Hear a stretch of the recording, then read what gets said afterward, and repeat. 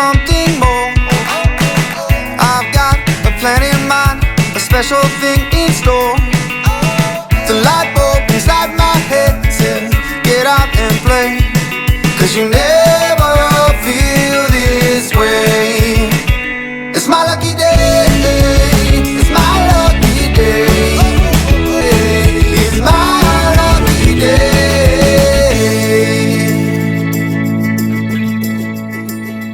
We left Vunda Marina to drop our hook in Momi Bay, where we would stage up to go through the Navalu Pass at 9 a.m. sharp. We went through the pass at high slack tide with no problems. We motored out until we caught about 15 knots of wind, but the seas were lumpy from a system that had just gone through, so it was a bumpy ride. It's about 40 miles from Fiji. It's about, well, Ginger tells me it's almost her dinner time, so it must be about 4:30. Her dinner time's at 6, by the way.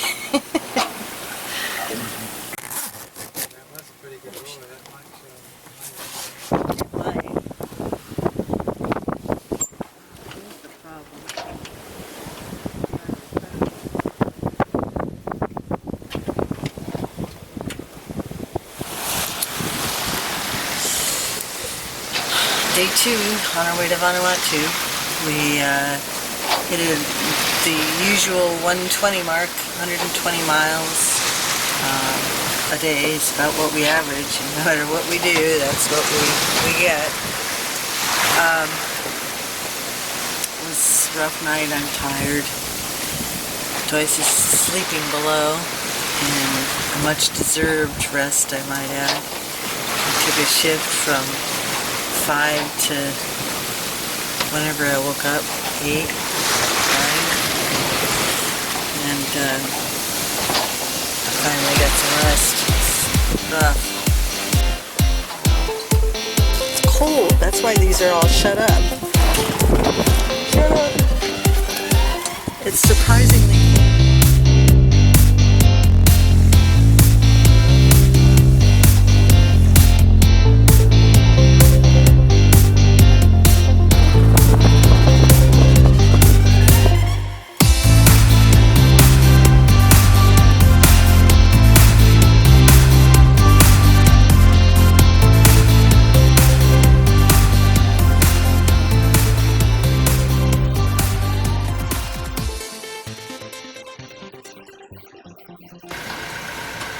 Unlit fishing boat popped up on the Navionics AIS.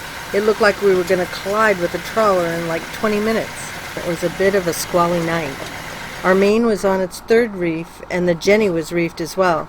That's just too freaking close. We're doing 5.2 knots. So I placed a half a dozen VHF calls to the boat with a very long Chinese name. Joyce had joined me, wakened by the radio calls, and decided to make a 20-degree turn to starboard. As we pulled out of the way of the silent trawler, I heard several clicks on the VHF and grabbed the mic. This is sailing vessel Ashika.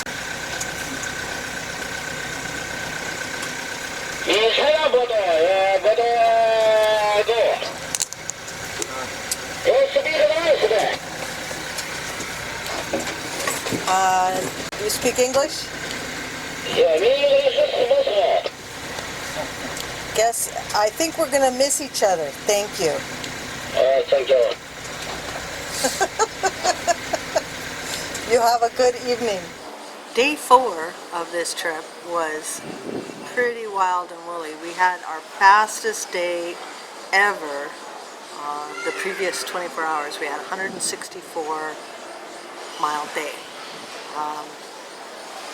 Just after I said, you know, we'd only have 120 mile days, we get ourselves 2 back-to-back 160 mile plus days. So we were going fast. We had 7s and 8s consistently. We hit 9s occasionally. But yeah, I thought we were sailing good. We were reefed. The boat was under control. It was just fast. But when we got around 10 miles or so off Tana, all the speed, wind, and waves brought up a little bit of a dilemma, because now we couldn't lay the space between the islands. We didn't have permission to go to Tana, so we had to start a series of jives. So it's always a concern when the wind's blowing 30 and you have to maneuver tightly and do these jives.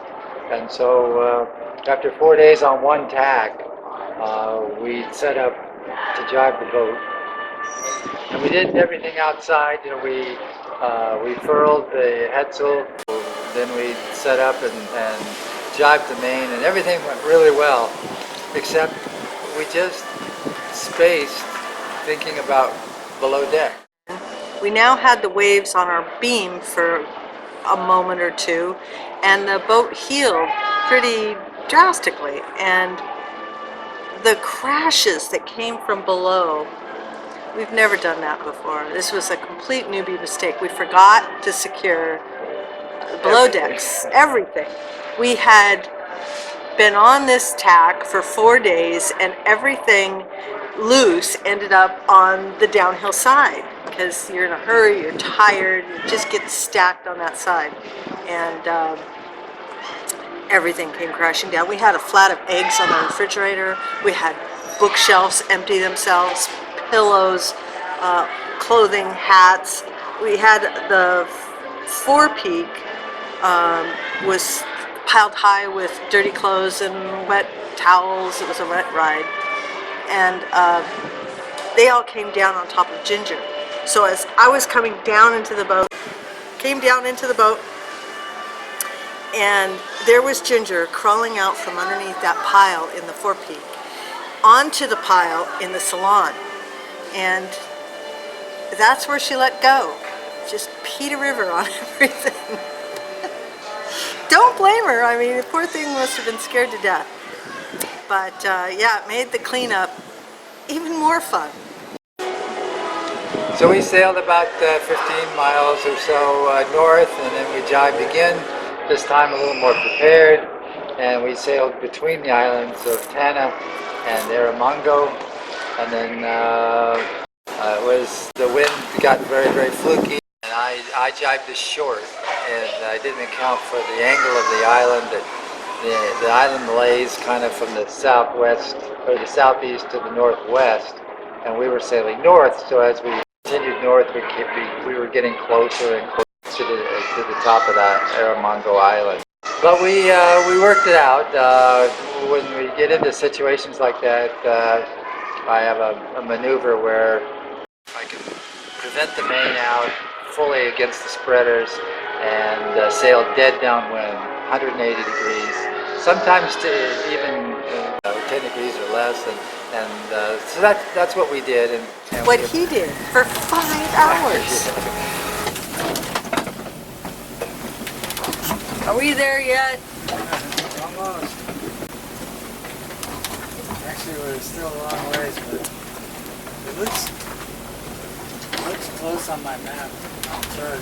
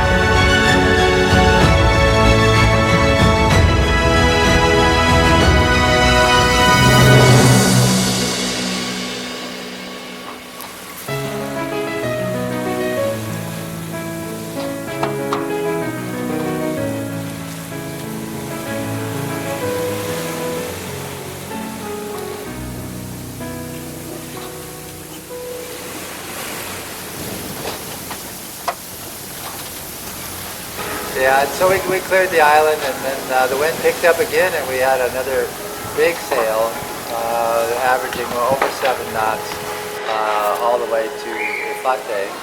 And then once again, we fell into the same situation, and once again I was riding the needle all the way into the bay at Port Vila.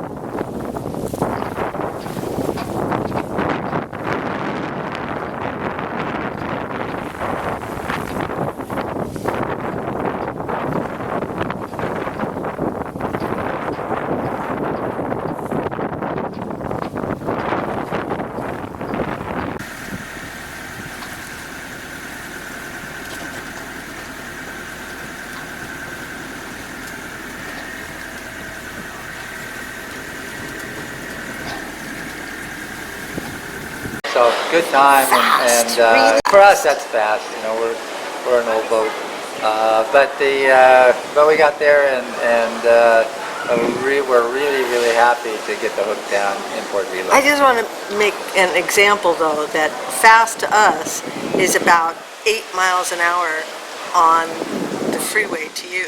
So it's rush hour in LA. Well, for us it's, you know, speed demon down the moguls. Yeah.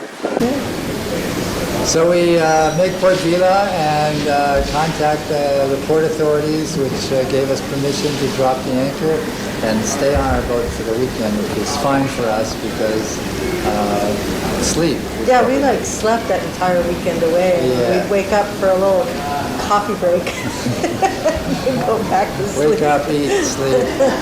Ginger too. Everybody slept. Everybody slept. It was great. It's nice. The weather was really chilly on the way over. And we woke up to a sunny day with a nice cool breeze. They called us and then came in and gave us clearance, and then we got ready to go into the port on this gorgeous sunny day. And that was it. I think that was the last sunny day we had the whole time we were in Vila. Port Vila, by the way. It's not Vila. Yeah, but it's nice. It's a very protected area that we have to go into the reefs to get to. And then we took a mooring in front of the yacht club there. It was very nice and accommodating, and it's close to everything. A dinghy ride into shore brings you to the bars where you get hamburgers and beers, and the markets, they're within walking distance. The town is right there, which that's rare for us to have an anchorage where everything is so close. A fuel dock right in front of us. So Port Vila was a nice place to go and make a few more repairs like we always do after a crossing, and check into a country and work out all the details, because every country we go into, we need to establish a phone number, internet. We got to clear all of our customs, immigration, quarantine, all those things. And then we have a list of parts. Yes. We always have a list of things that we need. So finding the hardware stores or the place to get something fixed, all of that takes a lot of time, and that's what we do when we get to ports. We look for the burgers first. The burgers and a beer, and then we start all that. And